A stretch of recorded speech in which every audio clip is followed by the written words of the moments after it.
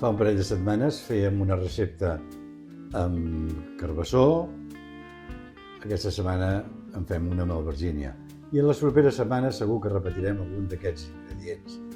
És estiu, és la temporada, és el que toca. Avui farem 1000 fulls d'albergínia amb brandada de bacallà. Agafarem una albergínia brandada de bacallà, la podem fer o podem comprar-la feta, una mica de mel, farina, un oli per fregir, jo en aquest cas he agafat de girassol, i sal. Comencem rentant bé l'albergínia i tallant-la. Jo la tallo amb una mandolina.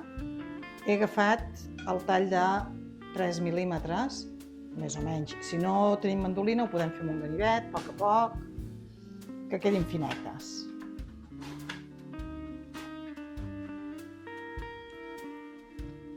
Un cop tallades, vull dir, les salem una miqueta i seguidament les passarem per farina.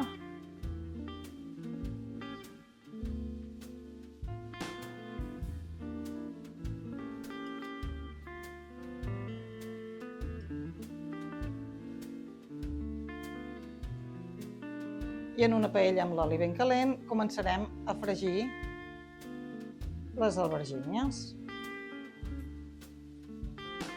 Hem de vigilar que no se'ns cremin, que si no agafen un gust molt amarg.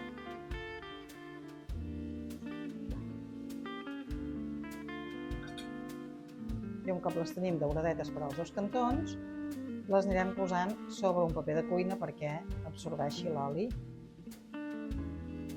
de les albergínies. Les reservem i anirem continuant la fregida. I ha vingut el moment de començar a muntar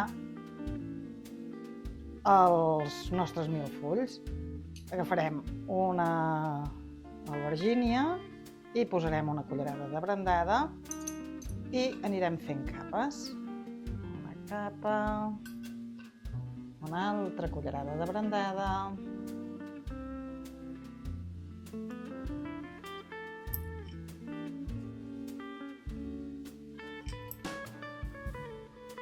amb una albergínia com la que hem utilitzat sortirien uns 8.000 fulls d'aquests, de 4 capes.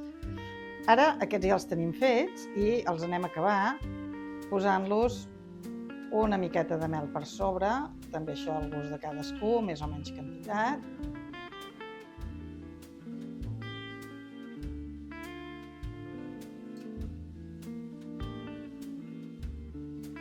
I els 1000 fulls d'albergínia estan ja a punt de menjar. Molt bon profit!